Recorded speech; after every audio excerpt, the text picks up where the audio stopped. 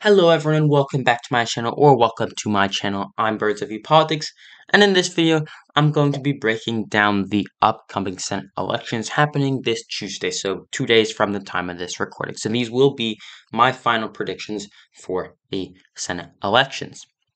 So let's get started with the likely states, and these were my predictions from last time, and I'm going to be making some slight changes to these predictions today. So first, we're going to start with the likely state of Colorado. Colorado saw a moderate-ish Republican nominated against the also moderate Democrat, someone who describes himself as almost a libertarian. Now, Michael Bennet has led in every poll, and even though some polls are indicating the race could have tightened up in the past few days with just a 2-point lead for Bennet, I don't believe that O'Dea is going to magically win this. Therefore, I am moving this race from likely to the safe category. It's a pretty similar story in Florida. Florida at one point was seen as a state that could potentially be competitive, but as you can see here, Republicans have pulled away and are now polling roughly 10 points ahead of the Democrats. So that is going to be a safe seat for me. So currently we're still looking at a 50-50 map, just less close races. Now we're going to move into the lean states. Now in the lean states, I'm going to be keeping my prediction for Arizona. In Arizona, Mark Kelly is still ahead roughly by 1 to maybe 3 points over Blake Masters, but the race has tightened up a bit as the generic ballot has moved towards Republicans since the end of October. And this means that we don't really know if Mark Kelly will still be able to win, but I do believe that he is ahead by enough to warrant a lean margin. In New Hampshire, on the other hand, also a lean state, I have a change to make. Now, New Hampshire is usually a swing state, and the Democrats were polling ahead here for much of the race.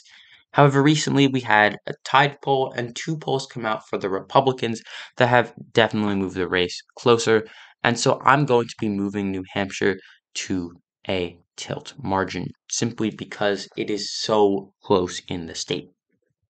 Now we go to the 3 Republican states that could potentially fall. We have Ohio, we have North Carolina, and we have Wisconsin. Now in Wisconsin, yeah, Democrats can't really win here. It's way too many polls that are way too consistent with each other in terms of the margin.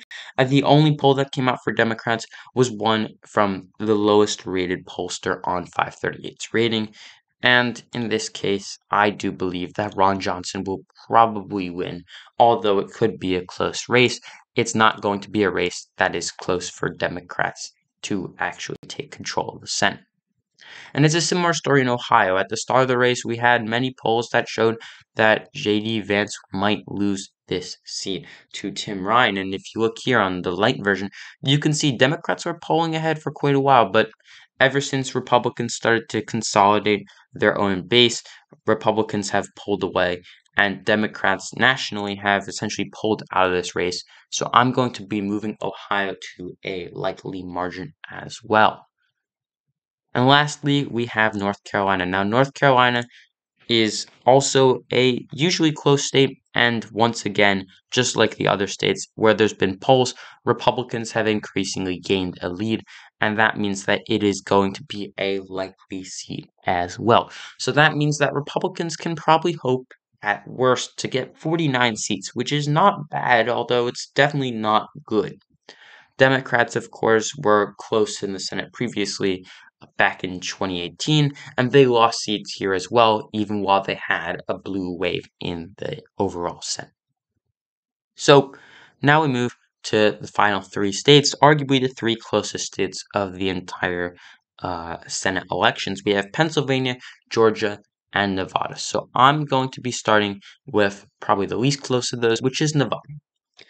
Nevada was close for a time. If you look at the light polls, I believe I may still be there now. Here we go. Then Democrats were polling ahead for a very long time until Adam Laxalt actually began fundraising and outside Republican groups poured into the state, while Democrats mostly just tried to fight back, but really haven't been as successful. And this combining with Republicans' steady dominance in the generic ballot polls have meant that Republicans have increasingly pulled away in this seat. So I'm going to be moving it to a lean margin. So as you can see, it's very, very, very possible that Republicans do end up with 50 seats again, which of course wouldn't be terrible, but it wouldn't be as good as they could have had. In Georgia, as the generic ballot has moved, we have seen this race tighten up, and Republicans are technically supposed to win. However, I don't buy it this time because in Georgia, at least, clearly candidate quality matters. In the governor's race, for example, Brian Kemp is destroying Stacey Abrams because Brian Kemp is, well, simply a good candidate. And while Stacey Abrams is really good at registering voters, Stacey Abrams isn't as good of a candidate in the eyes of most moderate Georgians, especially moderate Republicans who still dominate the state's electorate. On the other hand, the Republican candidate in the Senate race is almost guaranteed to lose, in my opinion. This is Herschel Walker. Herschel Walker has lived in Texas his entire life. His only claim to being Georgian really was playing football at the University of Georgia, and that doesn't really help.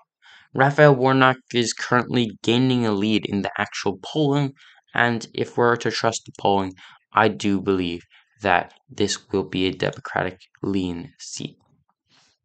And finally, we have my home state, which is Pennsylvania. Now, Pennsylvania is pretty much always a swing state. My entire life, it's been a swing state, in fact. And it's not disappointed this time around either. The race has tightened up since early October and is now looking like a 50-50 race, with polls suggesting no candidate can possibly have a lead larger than 6 points. Now, many of these polls that you see here for Oz are from slightly Republican-leaning groups such as the Trafalgar Group or even Emerson College, which usually has a slight Republican bias.